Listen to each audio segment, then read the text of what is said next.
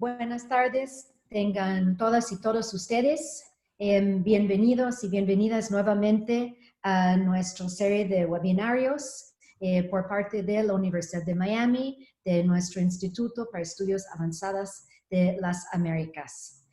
Hoy día tenemos dos excelentes ponentes, amigos y amiga y amigo de la universidad y también ex ministra y ministro de Salud de Perú y de Argentina, los doctores Patricia García y Adolfo Rubinstein.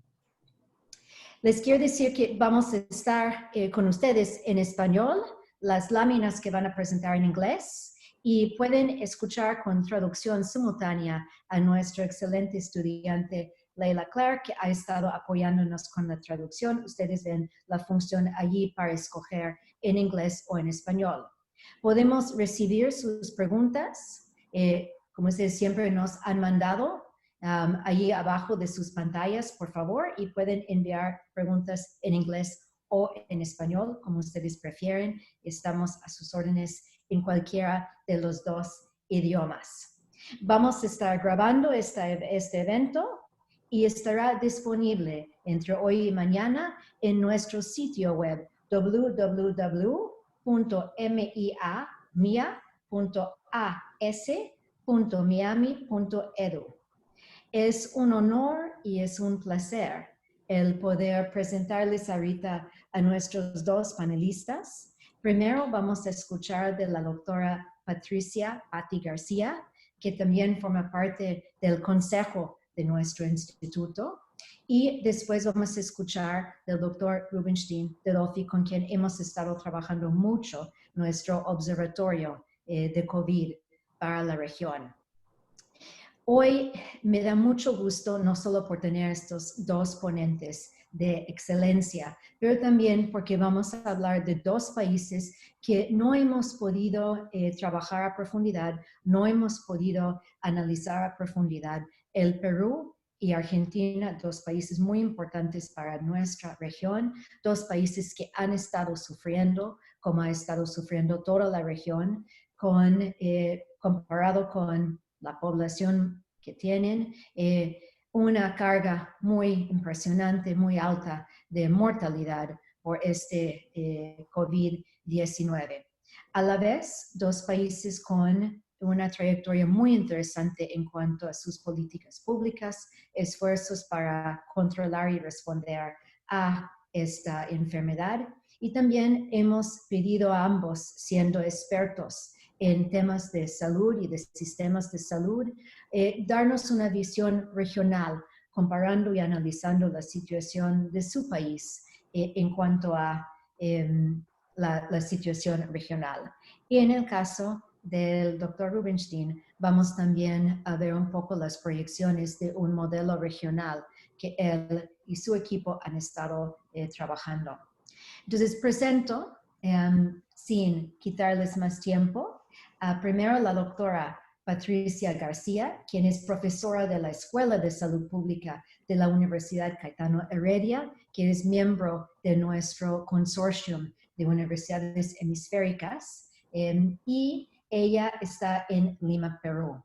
Es la ex ministra de Salud del Perú, exdecana de la Escuela de Salud Pública y ex jefa del Instituto Nacional de Salud del Perú.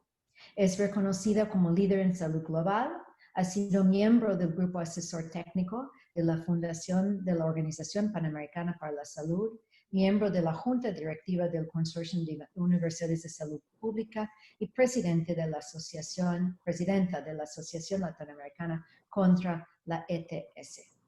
Es profesora afiliada del Departamento de Salud Global de la Universidad de Washington y de la Escuela de Salud Pública de la Universidad de Tulane. Es miembro del Comité Asesor Externo, como les mencioné, de nuestro instituto y participa activamente en la investigación y formación en salud global, salud reproductiva, VIH, VPH y informática médica. Recientemente ha sido nombrada miembro de la Academia Nacional de Medicina de los Estados Unidos. Felicidades, Patti, convirtiéndose en la primera profesional peruana con tal distinción. Yo les quiero también decir que yo la he visto presentar, sobre todo sobre cáncer cervical, y fue una de las presentaciones más impresionantes que yo he visto hace unos años. Entonces, seguramente ustedes van a disfrutar mucho, a pesar de lo serio que es el tema que estamos trabajando. El doctor Adolfo Adolfi Rubinstein es médico graduado con honores de la Facultad de Medicina de la Universidad de Buenos Aires, magíster en epidemiología clínica en la Escuela de Salud Pública de Harvard, con diploma en economía de la salud de la Universidad York del Reino Unido. Además, doctor en salud pública de la UVE. Es profesor titular de la salud pública y exdirector de la maestría en efectividad clínica de la Facultad de Medicina de la UVA. También se desempeña como investigador independiente del CONICET y profesor visitante del Lung Cardiovascular Program de la Escuela de Salud Pública de la Universidad Harvard. Actualmente es director del Centro de Implantación y Innovación en Políticas de Salud del ISS, creado con el propósito de contribuir al debate público y a la toma de decisiones informadas sobre políticas de salud mediante el análisis y asesoramiento a gobiernos, instituciones y otros. El doctor posee amplia trayectoria académica y en gestión. En febrero de 2017 fue designado secretario de Promoción de la Salud, Prevención y Control de Riesgos del Ministerio de Salud de la Nación de Argentina y desde noviembre de 2017 hasta diciembre de 2019 asume el cargo de Ministro de Salud, Secretario de Gobierno de Salud. Fue fundador y jefe del Servicio de Medicina Familiar y Comunitario del Hospital Italiano de Buenos Aires y ha sido también fundador y director general de este mismo Instituto de Efectividad Clínica y Sanitaria. Ha publicado más de 120 artículos en revistas internacionales y nacionales y en este momento, como mencioné, está trabajando y dirigiendo un esfuerzo muy interesante para modelar y proyectar y poner al alcance de los tomadores de decisión estas proyecciones de lo que está pasando con el COVID-19 en nuestra región. Sin más, paso la palabra a la doctora García. Solo menciono que al doctor Rubinstein que a lo mejor quiere ponerse en mute, porque estoy viendo que a lo mejor no está en mute por cualquier cosa. Y paso ahorita con la doctora García. Muchísimas gracias, Pati, por estar con nosotros. Muchísimas gracias. Voy a compartir la pantalla. Bueno, agradezco esta oportunidad para poder conversar un poco acerca de cuál es la situación y el caso del Perú y la pandemia de COVID. Quiero comenzar por ponernos en el contexto de qué es lo que ha pasado con Latinoamérica y COVID. En febrero 26, Brasil reportó el primer caso de COVID en Latinoamérica. Para marzo 11, la Organización Mundial de la Salud ya declaraba esto como una pandemia. Pero la cuestión es que muy rápidamente, para marzo 19, prácticamente todos los países de Latinoamérica ya habían reportado casos de COVID.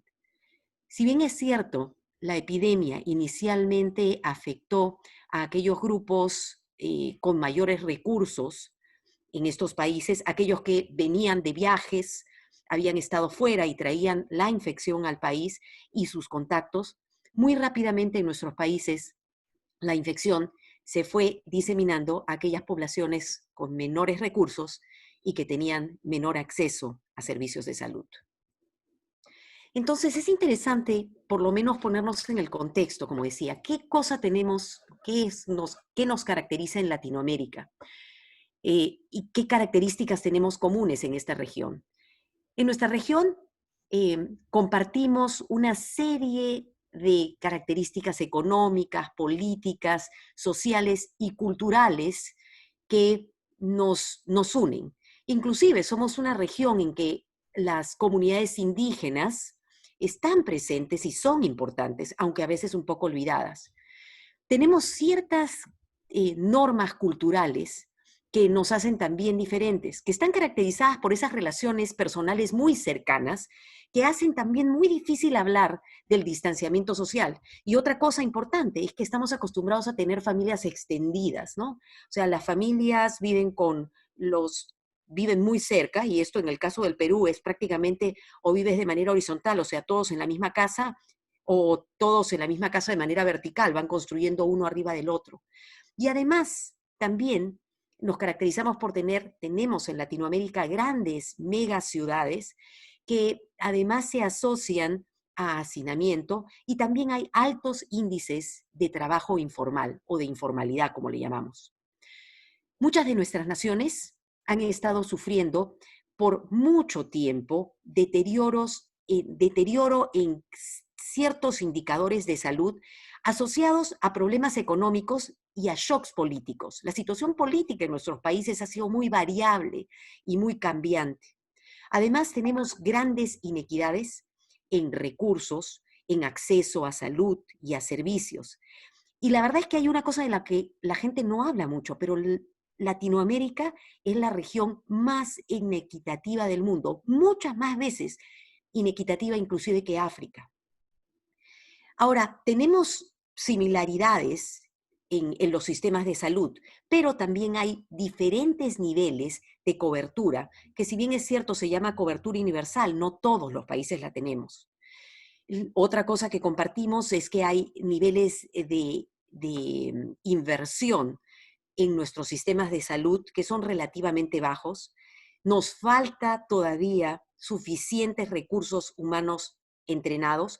Muchos de ellos están concentrados en las capitales de nuestras ciudades y los sistemas de salud tienen capacidad de cuidados intensivos, que era crítica para esta pandemia, que son muy variables. Y como lo vamos a ver mucho en nuestros países, y eso ha sido muy evidente en el Perú, capacidades limitadas, por ejemplo, para hacer diagnóstico molecular. Y ahora sí, quisiera entrar al Perú.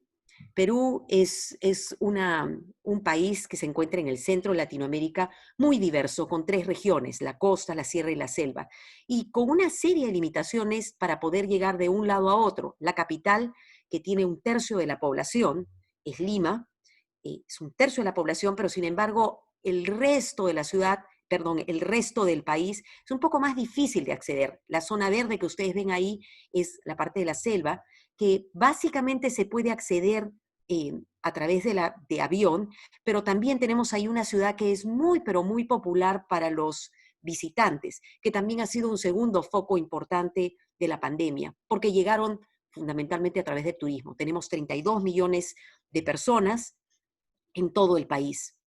Ahora, entre el año 2017 y el 2020 hemos estado viviendo una crisis política impresionante, con mucha inestabilidad, que ha incluido el cambio de 7 ministros de salud en todo este periodo y durante la pandemia, 3 ministros de salud. Yo tengo que contarles que yo fui la primera ministra de este periodo y pude estar en el cargo alrededor de 1 año y 2 meses. Y la verdad es que he largamente duplicado el tiempo promedio de ministros en el Perú en la historia. ¿Okay? Ya se pueden imaginar qué difícil es avanzar temas de salud en un país en el que hay tanta inestabilidad.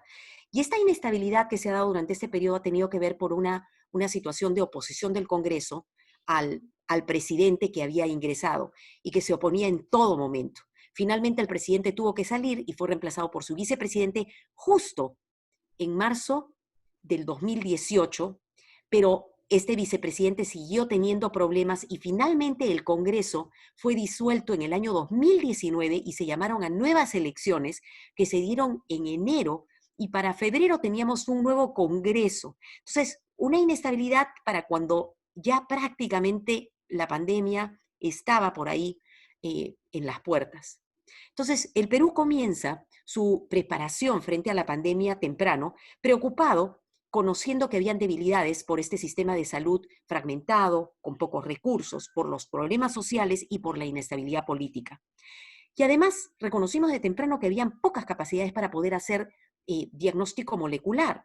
El único lugar en el sector público que podía hacerlo, el Instituto Nacional de Salud, localizado en Lima, es la capital. Entonces, en febrero 2 se crea un Plan Nacional de Preparación de Respuesta contra la pandemia, con guías de cómo comenzar a buscar a los casos. Sin embargo, hubieron retrasos, dificultades para la compra de los equipos de protección personal, el equipo médico, el oxígeno, y obviamente para entonces no había de dónde conseguir recursos, o sea, más bien los insumos que se requerían para los laboratorios moleculares. Todos, Europa, Estados Unidos, todos se los habían comprado y la verdad es que además de tener pocas capacidades, prácticamente no habían recursos. En marzo 6 se da el primer caso confirmado de COVID en el Perú y para marzo 15 el presidente declara el estado de emergencia nacional, se cierra completamente, prácticamente el país, el movimiento de los ciudadanos, las personas tenían que quedarse en su casa, excepto si tenían que comprar medicamentos o comprar alimentos. Se establece el trabajo remoto. Solamente los trabajadores de ciertos sectores críticos que eran registrados y con unos documentos especiales podían salir. El transporte público prácticamente cerrado, solamente muy dirigido para estos trabajadores críticos. Se cierran las fronteras al día siguiente y prácticamente entramos en una cuarentena total. Pero también había que trabajar en cómo vamos a tener alguna respuesta. Si no tenemos pruebas moleculares, ¿qué es lo que vamos a hacer? Si bien es cierto, el Ministerio de Salud creó una línea 113 y un sitio web donde las personas podían llamar si tenían síntomas, ser entrevistadas por un profesional de salud para hacerle el seguimiento y priorizarlos de acuerdo a la edad, factores de riesgo, etcétera. El problema es que por la falta de equipos personales de pruebas moleculares, fue muy difícil comenzar a identificar los nuevos casos y los contactos. Entonces, básicamente se les pedía que queden en casa, pero tampoco la gente tampoco hacía caso y no entendía porque tenían ciertas dificultades. Había mucha gente que por la informalidad tenía que seguir saliendo, a pesar de que estaba el gobierno tratando de evitar que la gente salga. Entonces, ¿cómo podemos hacer? ¿Qué se puede hacer? Lo que se decidió hacer en ese momento, cuando nadie hablaba de las pruebas serológicas rápidas, como teníamos experiencia en haber trabajado con pruebas de sífilis en el país, pruebas rápidas de sífilis, y había sido todo un éxito, se vio la oportunidad, en ese momento China tenía pruebas y se compraron casi inmediatamente, muy temprano, en el mes de abril ya las teníamos acá, 1.5 millones de pruebas serológicas.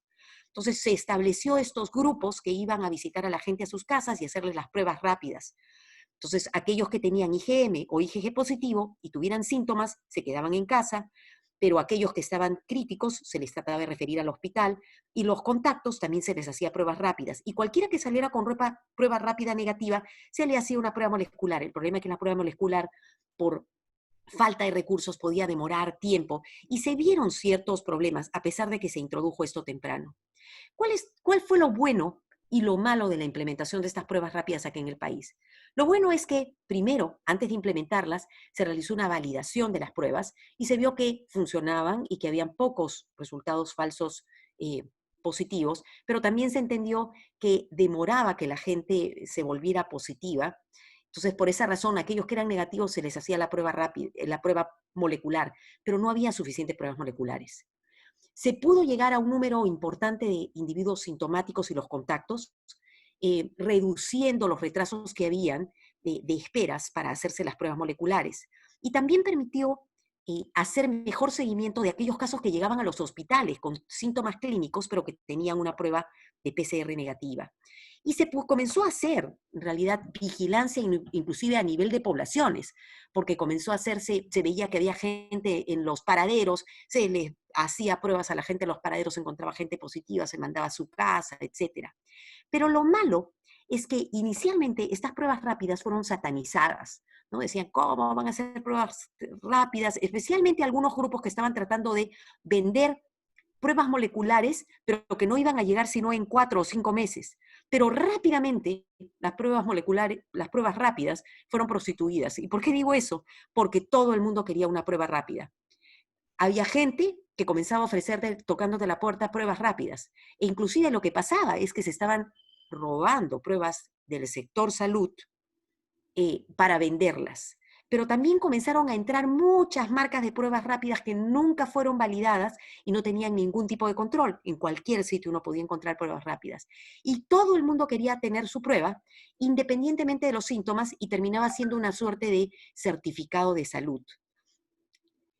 Casi por esa presión, el Estado, con realmente sin ninguna base, comenzó a pedirle a todos los trabajadores, a la gente que hacía delivery de medicamentos o de comidas, pruebas y más pruebas. Entonces las pruebas tenían que hacerse cada semana, cada 2 semanas, y no había claro, no estaba claro la interpretación de las pruebas.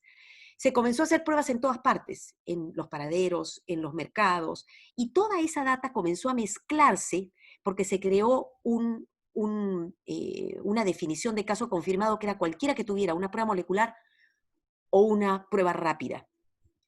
Y nadie entendía el resultado del IgG o el IgM o ambos, y comenzaron realmente el uso que debió haberse hecho de manera muy racional, se comenzó a utilizar e incluso comenzó a crear una falsa sensación de seguridad.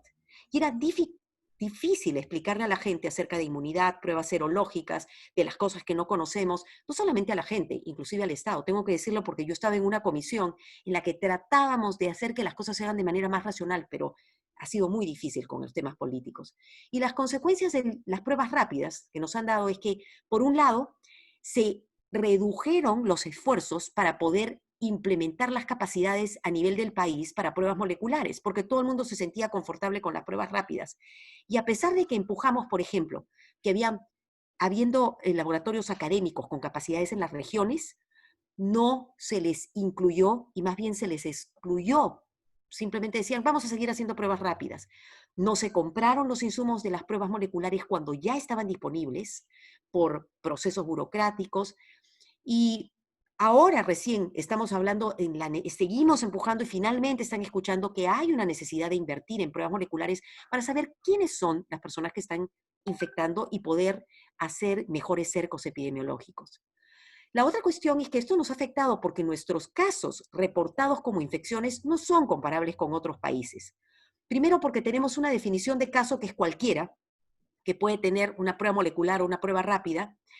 Segundo, porque estamos mezclando lo que vendrían a ser estudios poblacionales con casos. Y lo mismo nos está pasando con mortalidad, porque tenemos unas bases de datos impresionantes. Eso sí lo hicimos cuando yo estaba ministra, una base de datos que tenemos ahora certificados electrónicos, o sea, a tiempo real, que además tienen el beneficio que si los médicos y las personas, cuando alguien fallece, está en esa base, el Estado paga por el funeral, de tal manera que tenemos datos de mortalidad, y cuando estos se cruzan con los datos de laboratorio, simplemente si hay una prueba que es positiva, esto se considera un caso confirmado por COVID. Y además ha creado una falsa sensación de seguridad. Hay mucha gente que se hacía la prueba simplemente para quitarse la mascarilla cuando estaba trabajando. Todos somos negativos por la prueba rápida, entonces todos nos quitamos la mascarilla. O me voy a hacer una prueba antes de visitar a una familia o hacer una fiesta, y esto realmente ha condicionado que las cosas se pierdan un poco. Si bien es cierto, ha habido liderazgo de parte del presidente para priorizar la respuesta de salud en la nación y una rápida respuesta al inicio, la verdad es que muchas de las restricciones no fueron seguidas por los ciudadanos y nunca se hizo una real campaña para entender los riesgos. Esta campaña recién está comenzando. Durante los primeros días se implementaron una serie de medidas, inclusive el uso de la mascarilla fuera de la casa, que progresivamente yo diría que es casi al 100%. También se han restringido las salidas de las personas, e incluso hoy en día seguimos nosotros con ciertas restricciones porque la gente no puede salir después de las 11 de la noche en la mayoría de sitios, en algunos lugares después de las 10 u 8 de la noche. El gobierno peruano también lanzó medidas económicas y sociales de protección social con emergencia. Sin embargo, la implementación de estas medidas ha sido lenta y no siempre bien eficiente. Muy rápidamente nuestros hospitales se llenaron, a pesar de que las capacidades de los cuidados intensivos de ventiladores incrementaron de 100, que era nuestro basal, hasta casi 1.200. Pero también se hicieron algunas cosas desesperadas y no basadas en evidencia, que ha causado también que muchos de nosotros como expertos hayamos lanzado nuestra voz. El Ministerio de Salud decidió sin evidencia comenzar a distribuir paquetes de tratamiento con ivermectina o hidroxicloroquina. Ya la hidroxicloroquina la han sacado, lo de la ivermectina todavía sigue, y no ha habido mucho apoyo para trabajar la investigación, a pesar de que algunos de nosotros investigadores hemos conseguido fondos de fuera para poder, por ejemplo, tenemos un clinical trial en este momento sobre ivermectina, que esperemos que en un mes podamos tener resultados que ya puedan definir las cosas que se deben hacer para hacerlas bajo evidencia. Ahora, nosotros tenemos en el país un número muy alto de gente testeada, más de 4 millones de personas de 32, pero el 80% son de pruebas rápidas. Entonces tenemos casi 800,000, por encima de 800,000 personas que se reportan como infectados, pero la mayoría son por pruebas rápidas. Y esto es para darles una idea de lo que ha pasado en el Perú. Primer caso, el 6 de marzo, muy rápidamente se recomendó el uso de las mascarillas, pero sin embargo los casos seguían subiendo.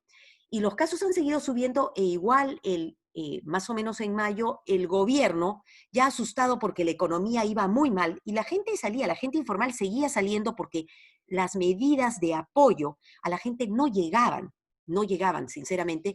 Se lanzaron 4 fases para la apertura económica.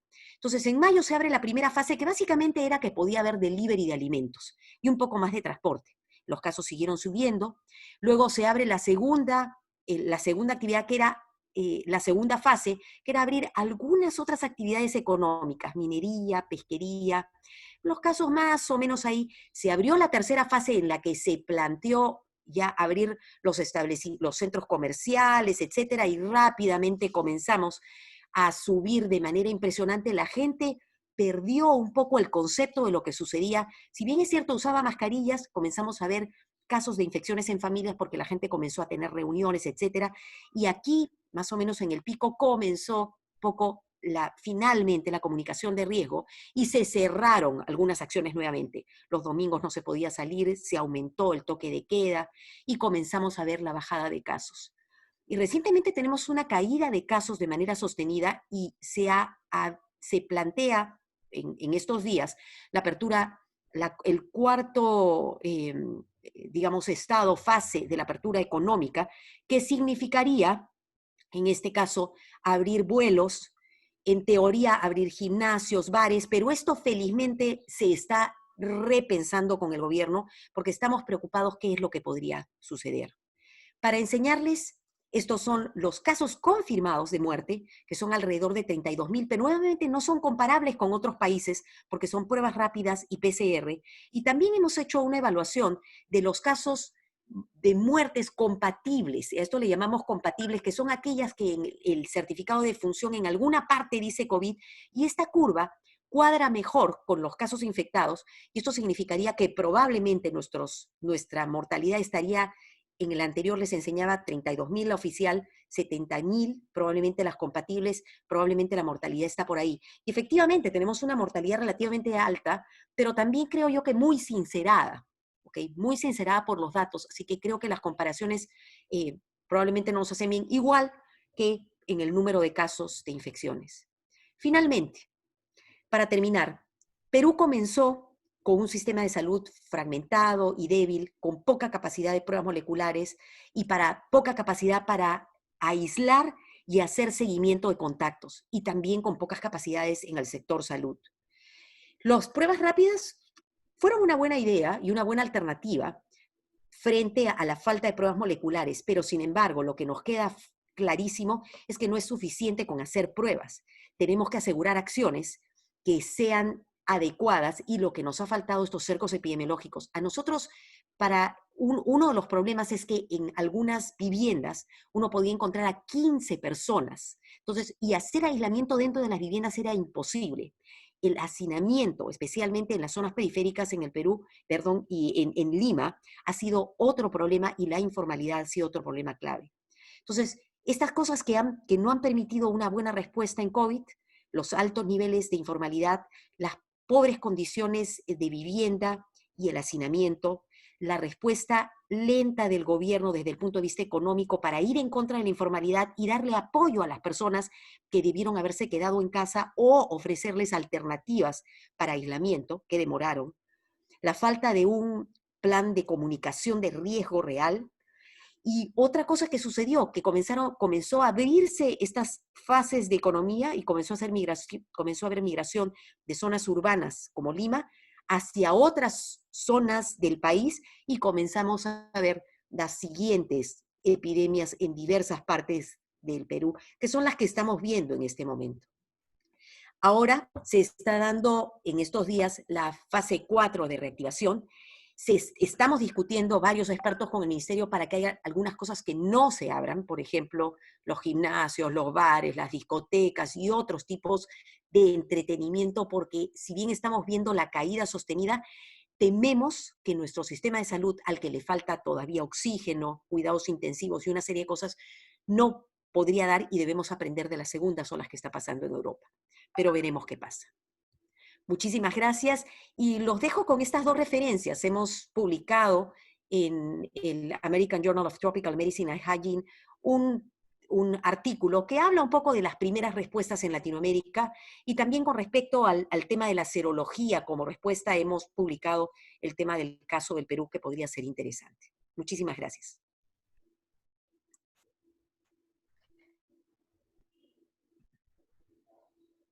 Pati, mil gracias. Súper interesante, súper completo, una visión para el futuro.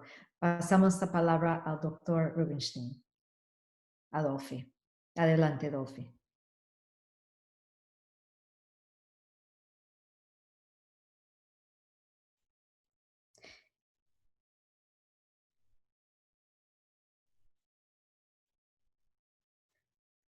Adolfi, creo que estás en mute.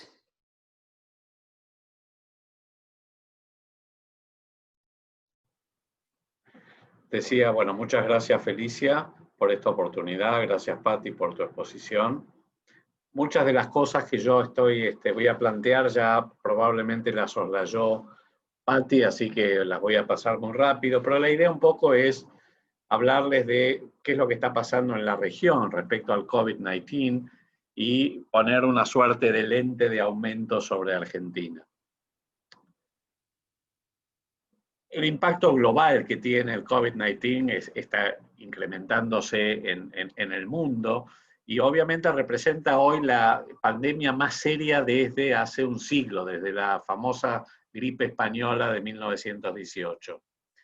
Y hoy Latinoamérica y el Caribe están enfrentando una enorme oleada de casos que claramente está afectando nuestra región, pero que tiene, como decía también Patti recién, un contexto muy particular, con sistemas de protección social débiles, sistemas de salud fragmentados y muchísimas desigualdades y disparidades sanitarias.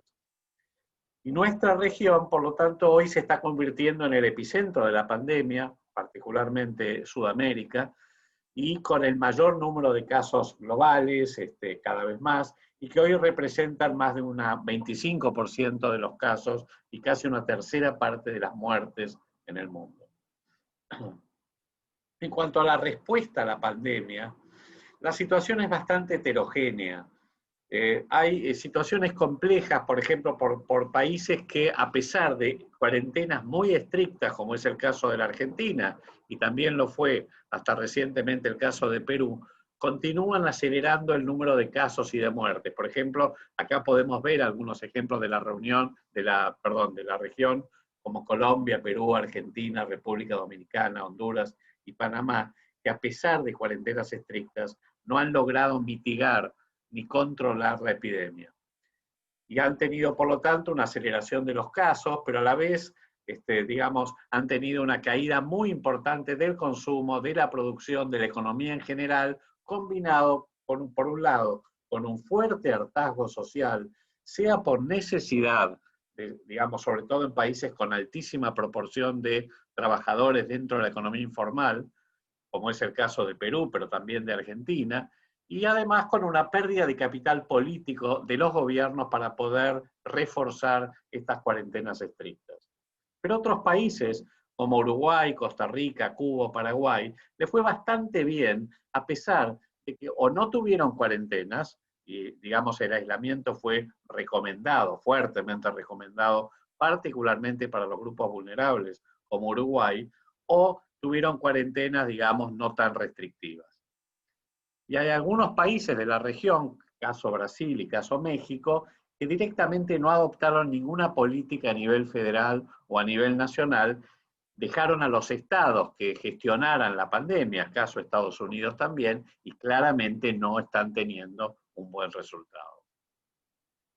La pregunta del millón que uno se hace es, bueno, pero ¿cuáles son las características diferenciales de Latinoamérica? ¿Por qué nos va peor, inclusive comparada con otras regiones en el mundo?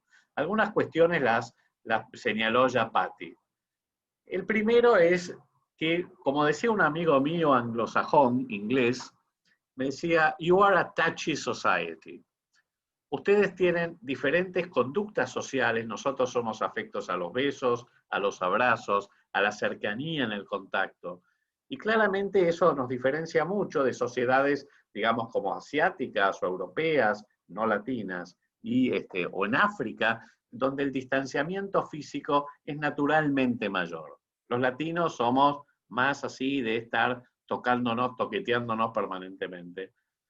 Por otro lado, como también decía Patti, hay muchas familias extendidas, coexistencia intergeneracional, conviven muchas veces dentro del mismo hábitat, chicos, adultos mayores, abuelos.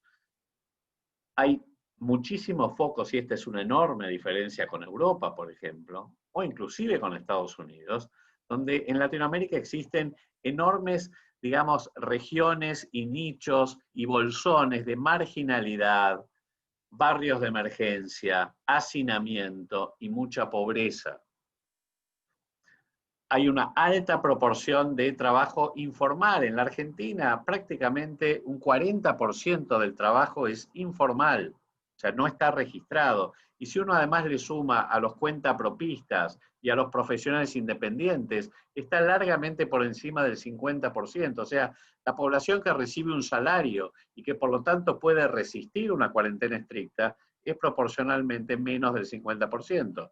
Y en Perú entiendo que es muchísimo mayor la proporción de trabajo informal. Esto hace inviable e insostenible una cuarentena estricta por largos periodos de tiempo, particularmente en la población más pobre. Y finalmente, en los países de la región, y el caso de la Argentina, que es un país que hace 10 años que no crece y que ha tenido 2 años, los últimos 2 años, de recesión, claramente los recursos para poder sostener la economía, o sea, el espacio fiscal para poder subsidiar a las empresas, subsidiar a los trabajadores, subsidiar el trabajo informal, obviamente está muy, pero muy limitado. Y esto también restringe las chances de que la cuarentena estricta, estas políticas sean sostenibles en el largo plazo. ¿Cómo ha manejado entonces la Argentina? ¿Cuáles han sido las políticas y la política de las políticas? Policies and politics. Inicialmente, digamos, yo diría en la segunda quincena en febrero, cuando ya la epidemia comenzó a saltar de China a Europa, y estamos hablando de, digamos, mediados de febrero, cuando realmente eclosionó en Italia y luego en España, el gobierno nuestro subestimó el impacto que iba a tener esa pandemia. Y subestimó porque realmente pensaban que no iba a llegar, que acá lo que importaba eran otras enfermedades emergentes. En ese momento teníamos en el verano un brote de dengue muy importante en el norte, inclusive en el área metropolitana de Buenos Aires, cosa que no había pasado. Y obviamente lo que se decía era, acá lo que importa es el dengue y no el coronavirus no va a llegar, hace calor, acá tenemos verano, China está lejos. Declaraciones, digamos, de altos funcionarios de nuestro gobierno. Esto que parece trivial, en realidad representó serios problemas en todo lo que significó prevención y preparación del sistema de salud. De hecho, en buena medida no se hicieron los controles adecuados en los puntos de entrada al país, particularmente el Aeropuerto Internacional de Buenos Aires, que es uno de los más importantes puntos de entrada, pero tampoco se compraron los insumos, el equipamiento que se necesitaba para poder hacer frente a la epidemia. Lo que recién comentaba Patti, de que Perú compró en febrero, entiendo yo, sí, creo que en febrero, a principios de marzo, ya tenía un stock muy importante de reactivos.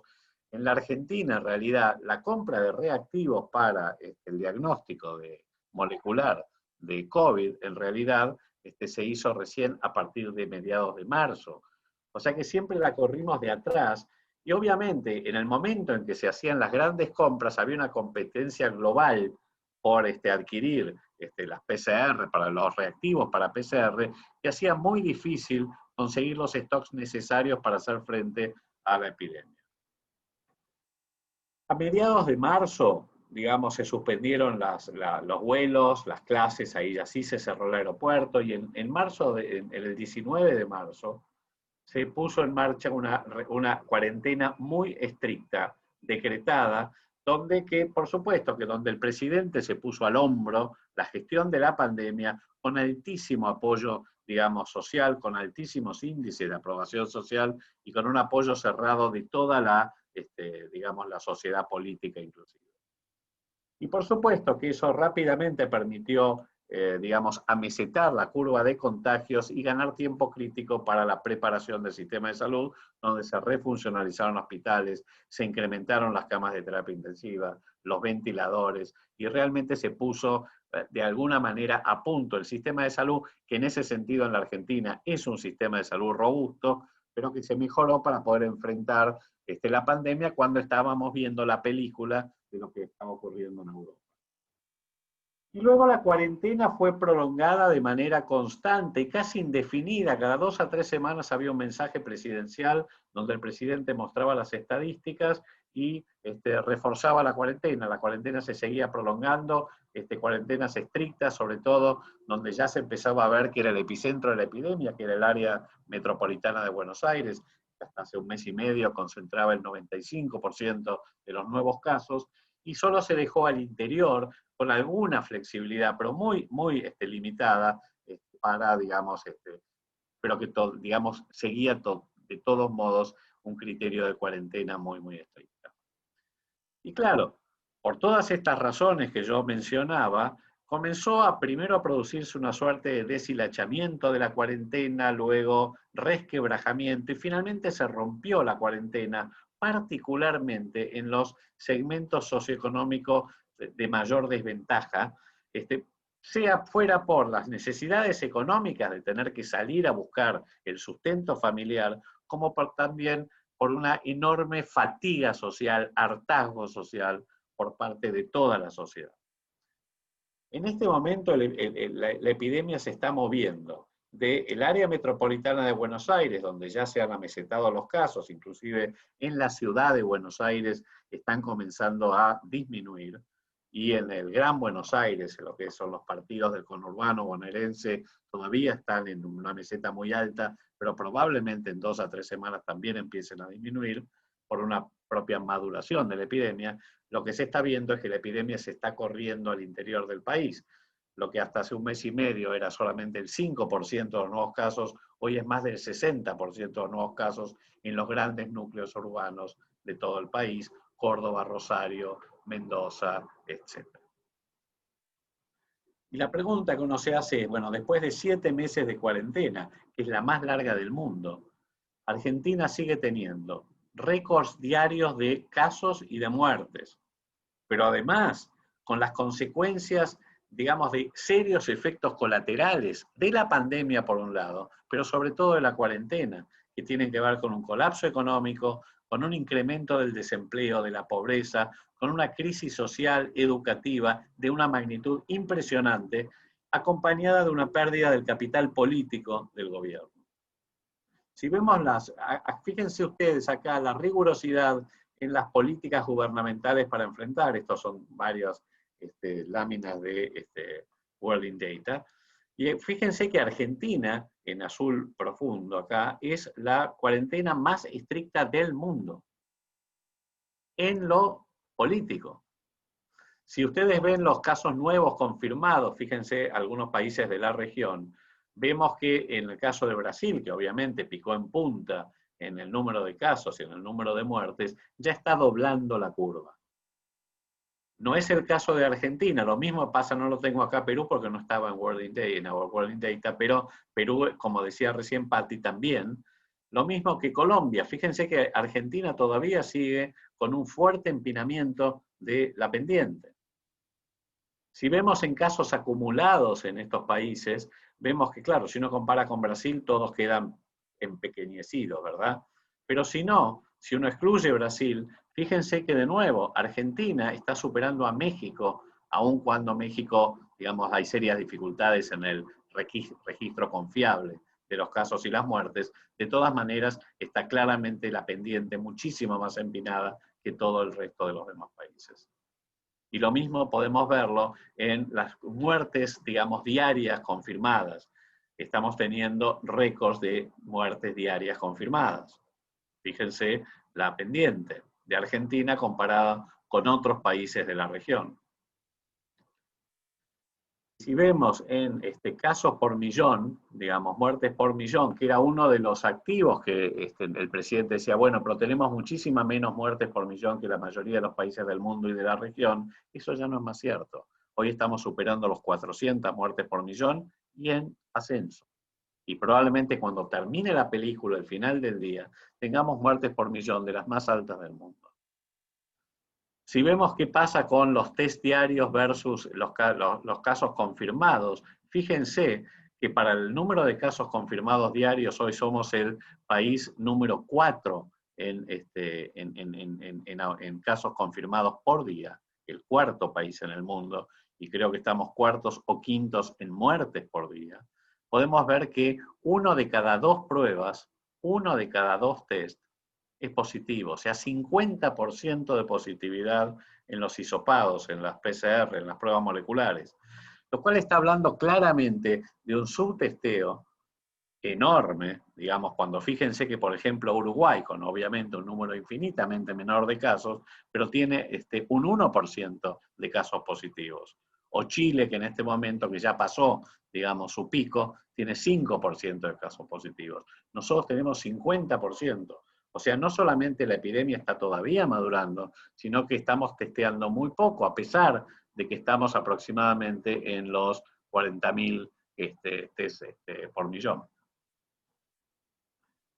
Y si vemos, como veíamos antes, cuál es la rigurosidad de las medidas gubernamentales, de nuevo, fíjense, estos son todos los puntos en otros países, somos el país que tiene las políticas gubernamentales más estrictas en el mundo en cuanto a cuarentena, después de 7 meses.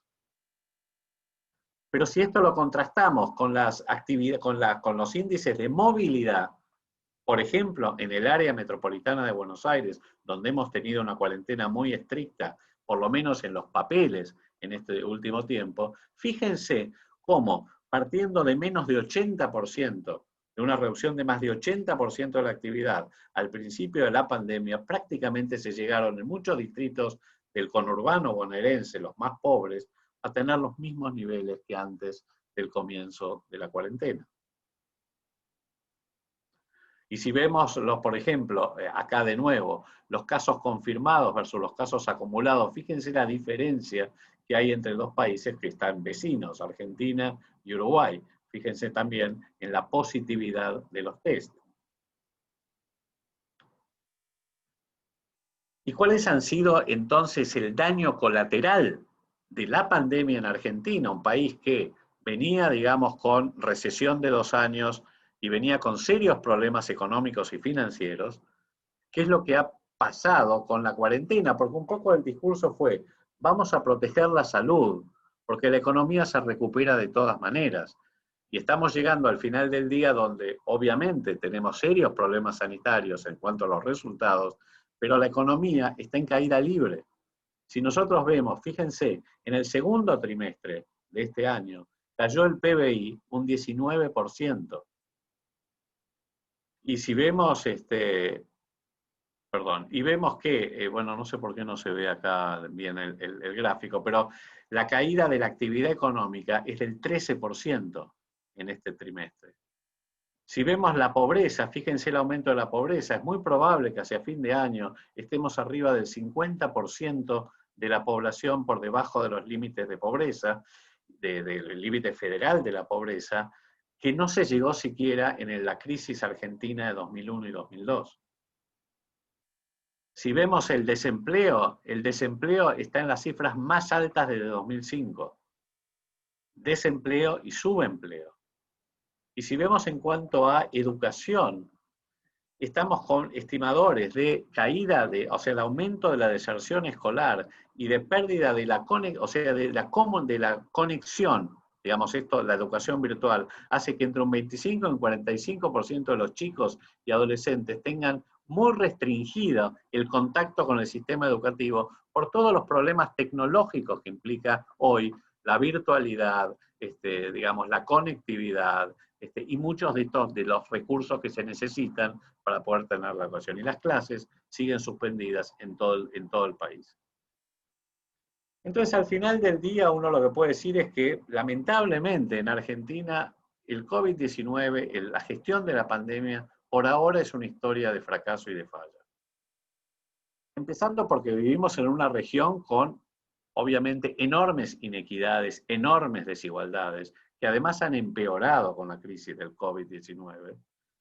Y en la Argentina, que parecía convencida de que la cuarentena per se iba a ser el recurso para poder mitigar y controlar la epidemia, se dio cuenta tarde que no alcanza, que no es suficiente si no se realizan políticas activas, no solamente la cuestión de preparar la respuesta hospitalaria, sino también de preparar una respuesta comunitaria contundente para poder mitigar la epidemia a través de la ampliación del testeo, el trazado de los contactos estrechos, el aislamiento y el bloqueo de los focos, cuando todavía se podía hacer. Y después de 7 meses entonces de cuarentena, digamos, los resultados en realidad, tanto sanitarios como económicos, como sociales, lamentablemente son peores que la mayoría de los países de nuestra región. Muchas gracias.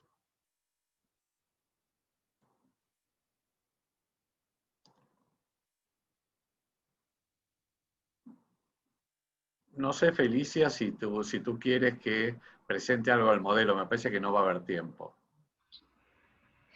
Muchas gracias, Dolphy. Creo que es mejor que ya estamos casi sobre el tiempo, al menos que lo que sí, si tienes... No, está bien. Lo dejamos para otro webinar. Otro webinar.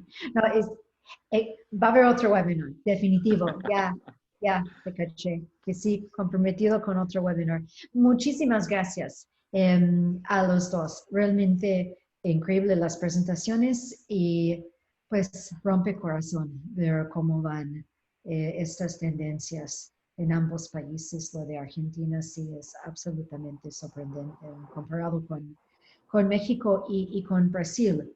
Les platico que más que 190 diferentes asistentes hasta el momento hemos tenido y tenemos varias preguntas. Yo voy a empezar, de hecho, con las preguntas que tenemos del público, aunque yo tengo algunas. Y también pensé que es posible que Patty tenga alguna pregunta para Dolphy, Dolphy tenga alguna pregunta para Patty, que también se vale como un fireside chat. Pero mientras tanto, nos llegó uno que me pareció general y interesante de una persona que se llama Stephen Meguihi. Stephen, I'm sorry if I'm pronouncing your name incorrectly. But Stephen says, desde hace más de varias décadas, los organismos internacionales han apoyado reformas en el sector salud en el Perú y Argentina, además que en otros países. ¿Cómo valoran los beneficios de los programas internacionales del BID, del Banco Mundial, y ahora con el problema del COVID, cómo están apoyando en cuanto a lo financiero? No sé si cualquiera de los dos quisiera platicar un poco con nosotros su visión referente a... Yo puedo comenzar con el Perú. Efectivamente, en el Perú se han hecho una serie de supuestas reformas de salud, pero las reformas han sido incompletas. O sea, las reformas han tratado de reformar en lugar de hacer una reingeniería, que es lo que necesita un sistema de salud. Nuestro sistema de salud sigue siendo fragmentado.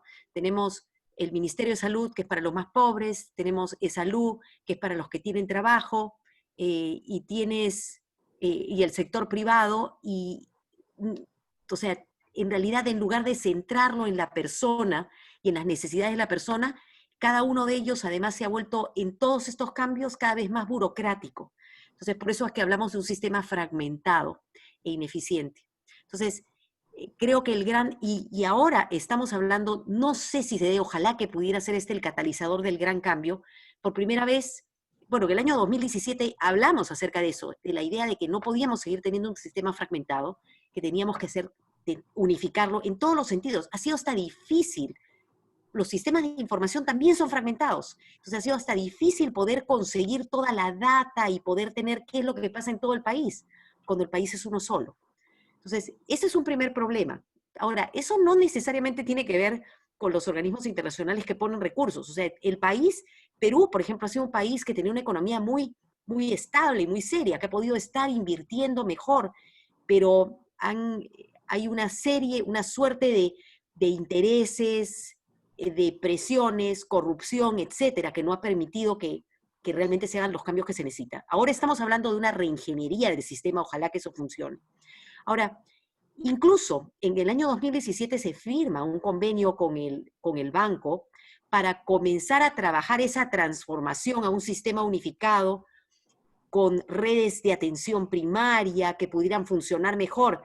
Pero ya te imaginarás que un país en el que tienes 7 hasta 8 cambios de ministro en cuestión de 3 años, no hay nada que se pueda hacer. O sea, y además se cambia presidente y vicepresidente. Entonces, desafortunadamente, si bien es cierto, los fondos están ahí, nada se ha avanzado. Ojalá, espero, nosotros, y estamos a puertas de nuevas elecciones. Eso es lo más impresionante, que ahora van a tener que ser casi en medio de la pandemia unas elecciones electrónicas y vamos a tener que ver qué es lo que pasa. Entonces, creo que una de las cosas que más daño nos hacen en los países, en varios de nuestros países latinoamericanos, es este tema de la inestabilidad política, más que solamente el tema de recursos, al menos eso ha sido aquí en el Perú. Dolphy, ¿algún comentario al respecto? No, sí, solamente agregar, coincido que uno de los graves problemas, no solo de Perú o de Argentina, de muchos países de la región, es la discontinuidad política, y eso en general afecta, digamos, la continuidad de los programas. En cuanto al apoyo, digamos, la Argentina tiene un sistema de salud bastante robusto, y de hecho, justamente, más allá de los resultados, en ningún momento se llegó a la saturación o al colapso del sistema de salud. Ahora estamos con un poco de temor, sobre todo porque se ha corrido la pandemia al interior del país, donde los sistemas de salud en algunos distritos, en algunas jurisdicciones, son menos resilientes. Pero en principio, hasta ahora, digamos, ha aguantado muy bien. Eso no quita que tengamos un sistema de salud fragmentado, segmentado, plural, ineficiente, muy inequitativo.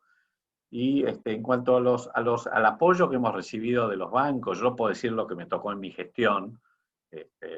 Sé que ahora están apoyando, digamos, con recursos para la gestión de la pandemia, pero la verdad que no conozco en profundidad la magnitud del apoyo del Banco Mundial o del BID, pero sí nosotros tuvimos una relación muy fuerte, una de las banderas de mi gestión, que fue en realidad de 3 años, 2 años como ministro, fue fundamentalmente, digamos, el expandir la cobertura efectiva, la cobertura universal.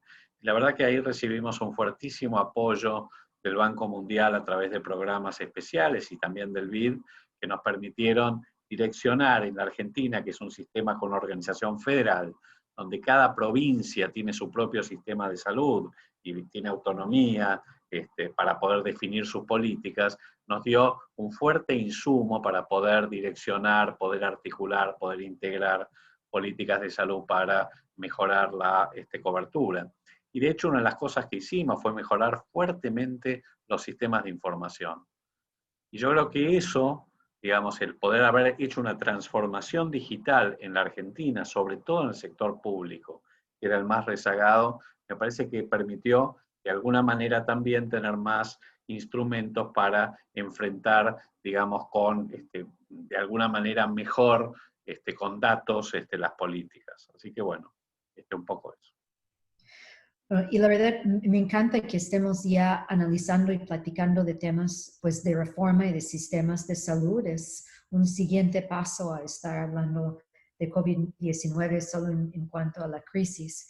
Y pues solo puedo agregar, no tan referente al apoyo de los organismos internacionales, porque el caso de México es un poco distinto, creo, cómo maneja el presupuesto tope, pero que pues tenemos algunos casos de reformas que se echaron para atrás en vez de pensar en cambios basados en evidencia. Eso ha dejado a nuestros sistemas de salud, algunos, en particular México, pues muy expuestos ante esta pandemia. Pero me parece que continuar con esta conversación en cuanto a lo sistémico es absolutamente clave, algo que quisiéramos hacer como parte del trabajo en el observatorio, en el trabajo, colaboración del instituto con ustedes dos, con Wolfie y con Patty.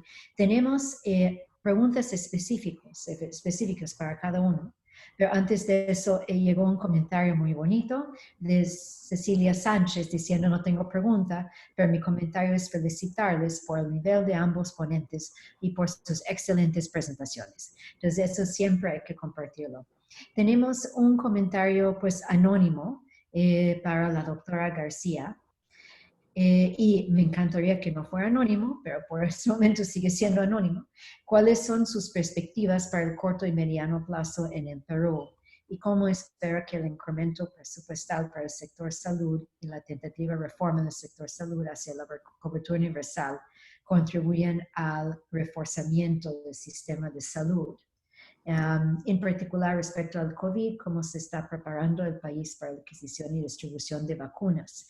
Ese último es algo que quería, de hecho, introducir en nuestra plática ahorita, que cómo ven ustedes para el Perú y para Argentina el tema pues, de COVAX, de cómo podemos pensar en modelos de financiamiento interesantes, innovadores, equitativos y opciones que permitirían, una vez que tengamos una vacuna o varias vacunas, que lleguen a las personas en una forma pues lo más equitativo y efectivo posible. Pati, no sé si quieres empezar y después... Sí, y voy a comenzar por la parte, en realidad son dos preguntas, ¿no?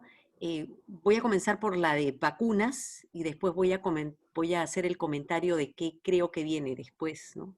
O qué esperaría, qué deseo. Entonces, con respecto a las vacunas, esa sí, digamos, yo presido una comisión, que es una comisión que comenzó con uno de los ministros de la pandemia, que en realidad le llamó la llamamos la Comisión de Innovaciones para COVID, que fue una buena idea. Trabajamos varios académicos justamente con el objetivo de ir asesorando algunas acciones que se tenían que tomar, de todas maneras que tendrían que apoyar la respuesta a la pandemia, pero incluyendo la innovación. Entonces ahí metimos investigación. Perú está participando en el estudio Solidarity de tratamientos con la OMS, empujamos, se han probado nuevas tecnologías, y una de las cosas en las que estábamos muy preocupados era, bueno, el desarrollo tecnológico, pruebas moleculares que se puedan producir en el país, hemos estado dando producción de ventiladores, etcétera, pero otro de los temas era el tema de cómo nos ponemos en la mesa con respecto a vacunas, que vacunas tiene que ser, y eso lo comenzamos a discutir bastante temprano. Y creo que eso también me permitió, yo soy miembro del CEPI, soy miembro del Comité Asesor de CEPI, que es la coalición para la preparación frente a emergencias, que justamente es uno de los pilares dentro de la respuesta de COVAX. No ha sido fácil, y este es un tema porque Latinoamérica no era parte, no ha sido parte, ni siquiera está presente en CEPI. Y yo he estado hablando, solamente México ha sido uno de los primeros de los países, y CEPI ha sido para los que no conocen, es una coalición que se crea ya hace un par de años con la idea de identificar justamente las posibilidades de desarrollo de vacunas para posibles pandemias, digamos. Y una de las primeras que se desarrolla y apoya económicamente, eso es un grupo de países que pone el dinero para poder trabajar esto, es la vacuna contra el ébola. Entonces, CEPI ya conocía quienes estaban investigando en diversos virus de potencial pandémico, y CEPI ha sido quien ha podido catalizar mucha de la investigación para que funcione esto más rápido. Pero hay varios países que participan y ponen fondos, pero Latinoamérica ni conocía ni estaba presente. Perdón la interrupción, nada más un segundito, que nuestra traductora está teniendo cierta dificultad en seguirte porque son ideas... Hablo muy rápido, y hablas rápidamente. Ya, perfecto. Está bien, porque hay mucho que decir. Ahora, pero si deseas, lo digo en inglés, o quieres que... Igual va a ser, ¿no? Peor. Igual va a ser, porque igual va a ser, pero un poco entonces, muchas gracias. Sí. Y para aquellos que quieran, existe una página web en la que pueden entender qué cosa es CEPI. Son varios países, la sede está en Noruega, pero que ponen fondos y permiten que digamos, poner fondos para el desarrollo de moléculas que pueden ser conceptualmente interesantes para vacunas de virus potencialmente pandémicos. Para el Ebola han trabajado todo eso y ellos, al estar preparados, han podido catalizar también el desarrollo de varias de las vacunas que están por salir. Y no solamente el desarrollo, porque al inicio era solamente el desarrollo, pero ahora también la producción. Entonces, Latinoamérica no estaba presente, México solamente está presente y se crea este concepto del COVAX, que es una plataforma en la que los países podrían poner casi, nosotros le llamamos su cuota inicial, ¿no? Una cantidad de dinero que pudiera permitir que la plataforma de producción de las vacunas comience a trabajarse de manera paralela mientras se salen los ensayos de fase 3, pero no esperando que les den 100% de las vacunas, sino por esa cantidad podrían recibir un porcentaje de las vacunas para comenzar a vacunar a los más vulnerables, de tal manera que muchos países pueden comenzar a hacer prevención en lugar de que un país quiera vacunar a todo su país, a toda la gente. Entonces, aquí en el Perú finalmente logramos convencer al Estado que era importante participar en CEPI, que era importante participar en COVAX. Entonces, en el Perú sí somos parte de COVAX ya, pero también hemos logrado ya al mayor nivel, porque hay una comisión de esto, estamos participando en ensayos clínicos de fase 3, en 2 que tienen que ver con la vacuna china, estamos con AstraZeneca, también vamos a trabajar con otras vacunas e incluso estamos también negociando para ser parte de Solidarity Vacunas con la Organización Mundial de la Salud. Eso es por un lado, que creo que y estamos tratando de crear la conciencia de la importancia de participar, la investigación, participar en vacunas y finalmente las vacunas. Y por otro lado, también estamos empujando la preparación, que implica los insumos, para que no pase lo que nos ha sucedido antes, o sea, de una vez los insumos de inyecciones, la cadena de frío y el planeamiento para poder hacer la vacunación en el país. O sea, esas partes las estamos tratando de empujar. No significa que va a ser perfecto, pero se ha trabajado. Pati, muchas gracias. Dolphy, ¿algún comentario al respecto? Sí, yo tengo cierto escepticismo respecto a la iniciativa de COVAX. Y tiene que ver con que me parece que el contexto global, la verdad que no está ayudando demasiado. Me parece que hay una disputa entre el nacionalismo, no sé si llamarlo nacionalismo vacunológico, y la solidaridad global. Así es. Empezando por la actitud de muchos gobiernos y de muchos países, particularmente Estados Unidos, en donde veo más difícil que se pueda llegar a un consenso que permita el financiamiento, sobre todo de los países, digamos, más vulnerables, que tienen menos chances de tener un acceso oportuno a la vacuna. En el caso de Argentina, Argentina está involucrada en varios ensayos clínicos en este momento, con varias vacunas, y sobre todo está en este momento una de ellas, que es la de AstraZeneca y la Universidad de Oxford, está involucrada en la producción con México para la región. Básicamente en Argentina se va a fabricar la molécula, el principio activo, y luego eso se va a distribuir, se va a hacer el envasamiento, creo, el fraccionamiento y la distribución en un laboratorio, no recuerdo el nombre, en México. Y digamos con fuerte apoyo de la Fundación Slim. Con lo cual, la Argentina está negociando a su vez con AstraZeneca y con los laboratorios con los cuales se está haciendo los ensayos clínicos para ver si se puede asegurar de un stock de vacunas que permitan por lo menos comenzar rápidamente, si llegaran a ser efectivas, rápidamente con la inmunización en los grupos de mayor riesgo. Pero entiendo que lo que yo veo lamentablemente es que aún los países con menos recursos, como los nuestros, están tratando de buscar un lugarcito bajo el sol, cada uno por su lado, y no sé hasta qué punto, digamos, la iniciativa de la OMS, de CEPI, de Gavi, va a llegar a buen puerto en lograr, digamos, lo que uno quiere que se logre, que básicamente es acceso temprano y oportuno a la vacuna para todos los países. Pero perdóname, ¿no? Yo estoy de acuerdo contigo que a mí también me preocupa este tema. Y también estamos, por otro lado, estamos tratando de hacer acuerdos bilaterales. Sin embargo, una cuestión positiva es que la semana pasada finalmente se han firmado acuerdos, son 156 países y casi toda Europa en bloque. Cierto, Estados Unidos sigue afuera, pero con eso ya se aseguró la sostenibilidad. Ojalá, Entonces, ojalá. es una cosa buenísima. Entonces, ojalá. Pero sí preocupa ese nacionalismo. O sea, yo quiero todas las vacunas para mi país versus la solidaridad que necesitamos aquí. O sea, eso es una cosa que ha sido terrible en este tema. O sea, ahora lo vemos para las vacunas, pero nos ha pasado con los insumos de pruebas moleculares, por ejemplo, ¿no? Exacto, Simplemente nos quedamos sin nada nosotros. Igual, si hubiera algún medicamento que funcionara, seguramente que sería lo mismo. Me parece una excelente pregunta, comentario que tenemos que hacer a los dos candidatos a la presidencia de los Estados Unidos por parte de América Latina y los muchos hispanos que viven en los Estados Unidos, a ver si hay alguna diferencia entre ellos en sus políticas al respecto. Pues me encantaría escuchar eso en algún debate a futuro. A lo mejor el de Miami es una posibilidad.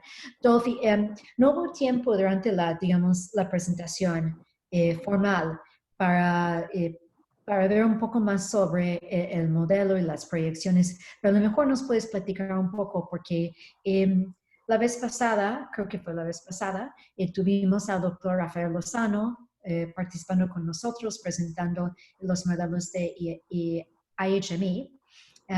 Y me parece que el modelo que ustedes están desarrollando tiene la gran ventaja de ser muy amigable para la tomadora de decisiones, que pudiera ir bien. Felicia, tengo 5 minutos, se los muestro así un pantallazo, un snapshot of the model. Sí, la doctora García está bien hasta que sigamos hasta las 2:30. Yo puedo hasta esa hora. Adelante, por favor. Gracias, Dolphy. Son las 2:30. No, por favor, let me just...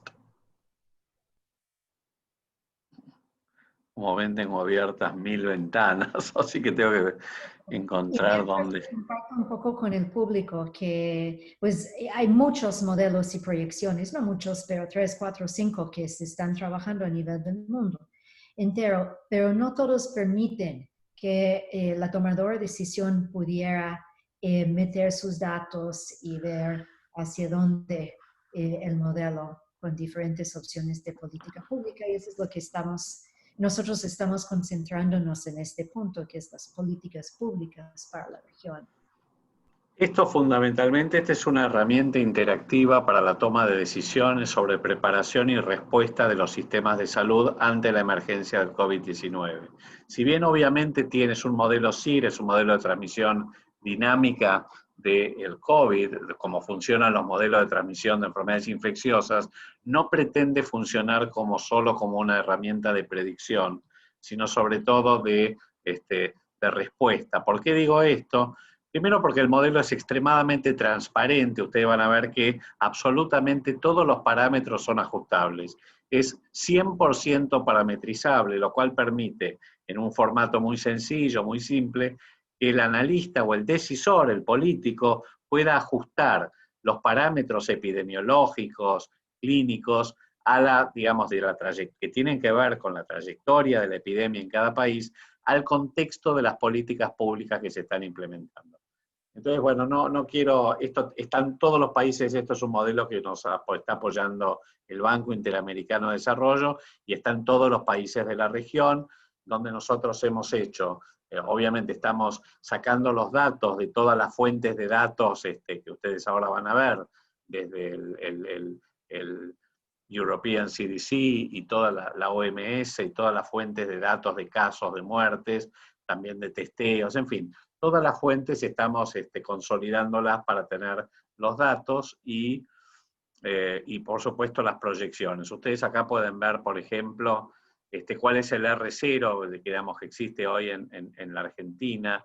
El R0 es un RT, digamos, después de las intervenciones y después del tiempo de la pandemia, de 1.05, que equivale a un R0 de 1.18, y en función de todos estos parámetros, ustedes pueden tener las proyecciones de infectados totales que se obtienen a partir del Infectious Fatality Rate, ya que el número de casos confirmados es muy sensible a las estrategias de testeo. Podemos ver las defunciones en la Argentina, esto en todos los países.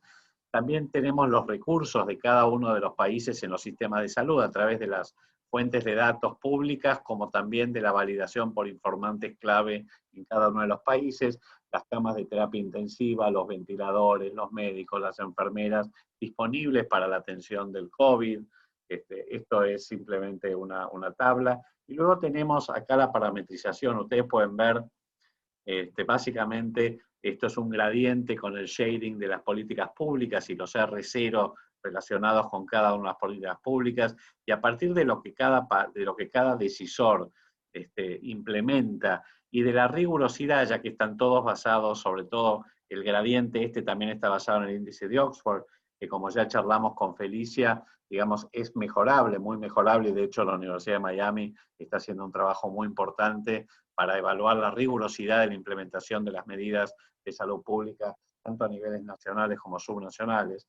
Es bueno decir que este modelo también tiene niveles subnacionales, o por ejemplo, acá podemos trabajar con el R0, digamos, modificando el R0, de nuevo, es todo absolutamente parametrizable, y una vez que uno lo tiene, lo que hace es actualizar, digamos, el modelo, actualiza el modelo y cambia, digamos, las curvas. Y finalmente, digo, para no tardar mucho, tiene también, uno puede configurar intervenciones gatilladas por la ocupación de camas de terapia. Uno dice, bueno, yo quiero gatillar una intervención cuando tengo una ocupación de 80% de las camas de terapia intensiva, digamos, dedicadas a COVID, y en función del R0 que tiene, y cuál es el R0 de la intervención, y por cuánto tiempo, uno puede, digamos, parametrizarlo, y de nuevo proyectar las curvas y si va a haber o no saturaciones. Y uno puede anticipar los efectos de las políticas.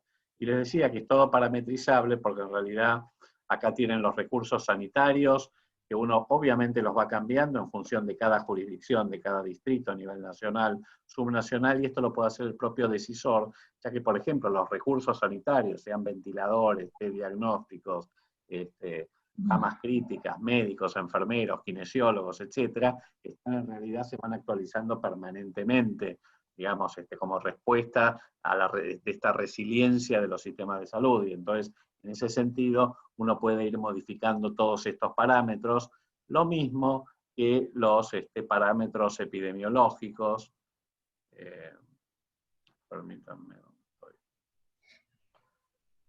Lo mismo que los parámetros epidemiológicos. Acá tienen las fuentes, algunos son, digamos, bastante estables, tipo el periodo preinfeccioso, pero, por ejemplo, los días de hospitalización para casos críticos varían en cuanto a las diferentes técnicas de manejo en las terapias intensivas, lo mismo que los días en terapia intensiva para los casos críticos. La tasa de letalidad de COVID ha ido cambiando en base a las revisiones sistemáticas y a los estudios que están publicándose en los preprints, y que evidentemente, digamos, han disminuido muchísimo respecto a los parámetros iniciales, la población susceptible, en fin.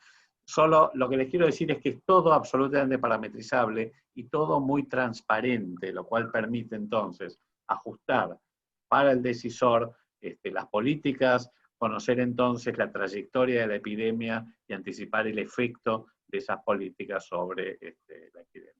Un poco muy rápido, pero para que ustedes vieran de qué se trata el modelo, y esto está hecho en los 26 países de la región. Muchas gracias.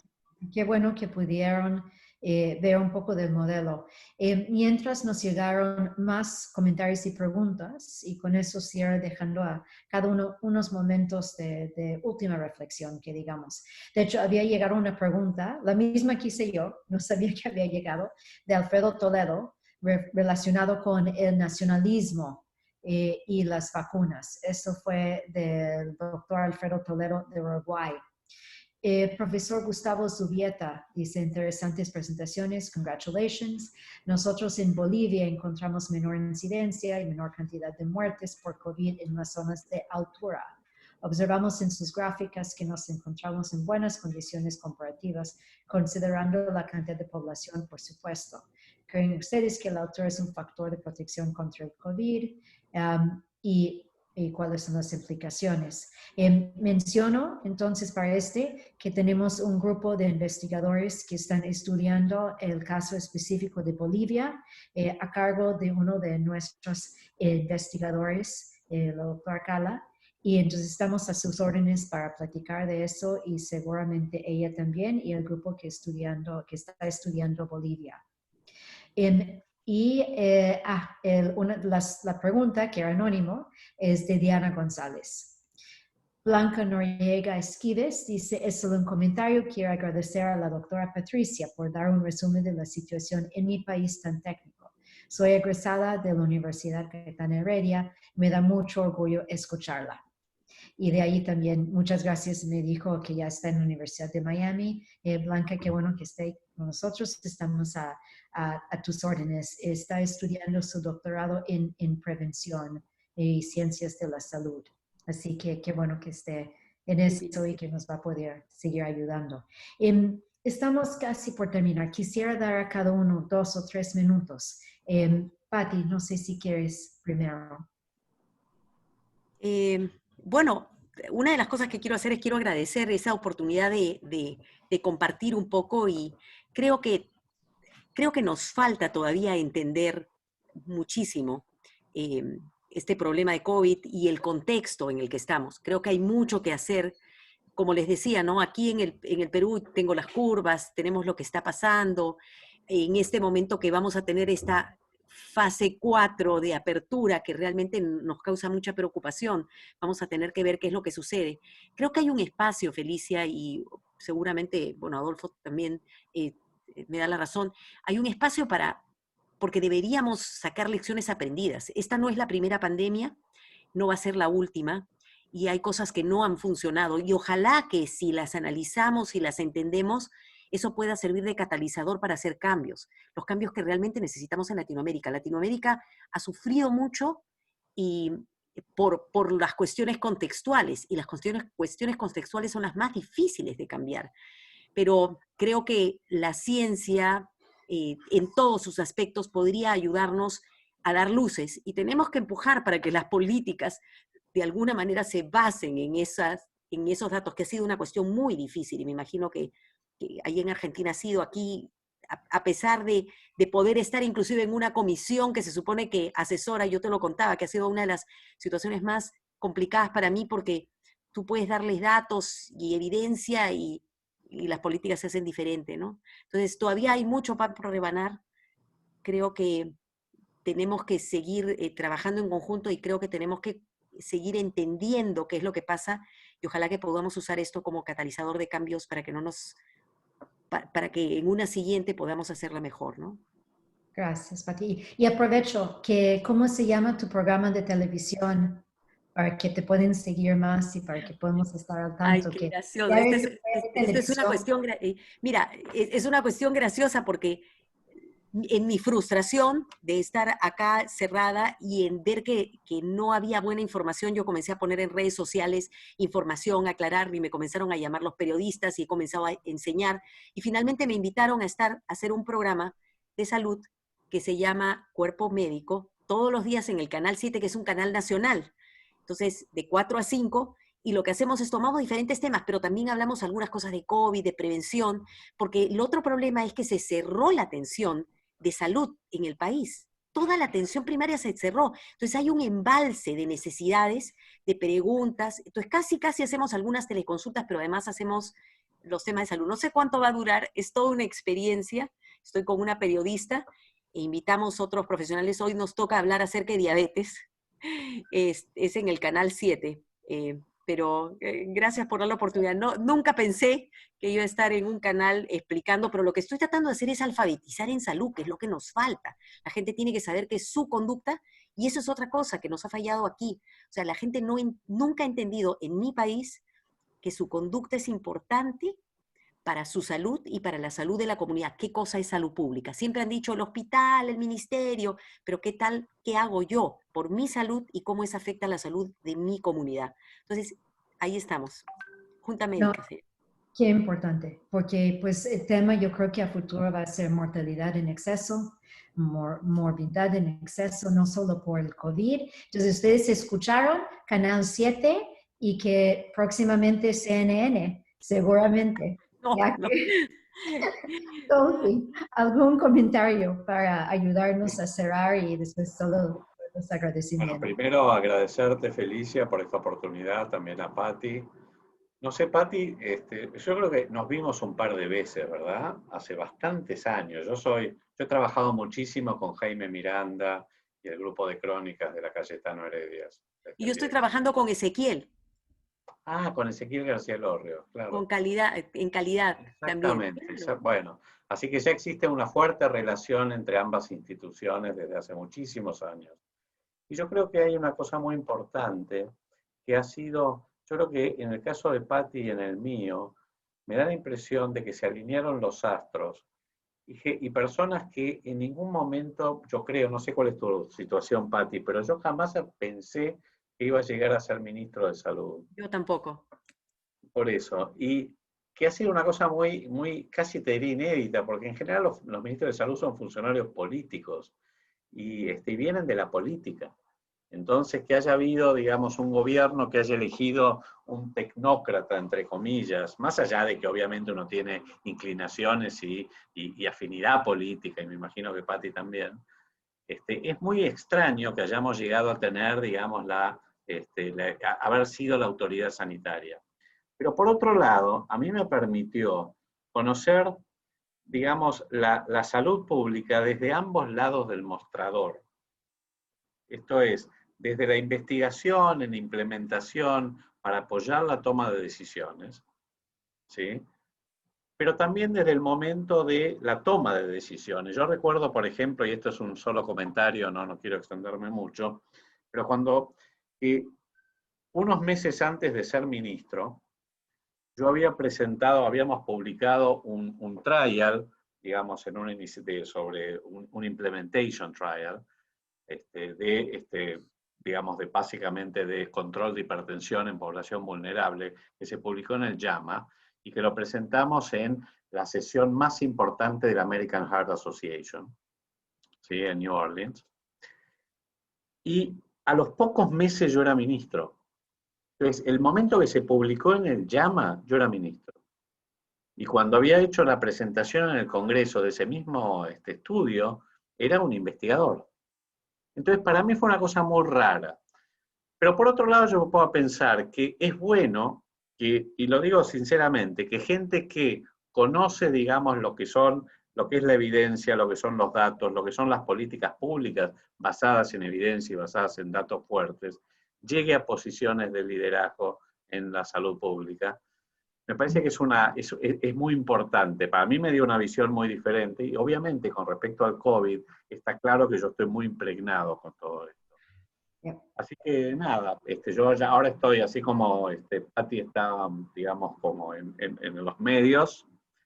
Yo también estoy en medio saliendo en los medios con el COVID, pero también estoy más adquiriendo cada vez un perfil más político. Y bueno, es una de las, yo diría, de las consecuencias de haber entrado en la función pública. Así que, pero bueno, nada, para terminar, estoy muy contento, fue un muy lindo webinar y les agradezco a todos los que han compartido este espacio también y gracias, Felicidad. No, muchísimas gracias a ustedes. Ya hecho, vamos a organizar otro a futuro de exministros. Podemos invitar a Julio. Yo nunca pensé en llegar a ser esposa de un secretario tampoco. Sí, ese es otro rol.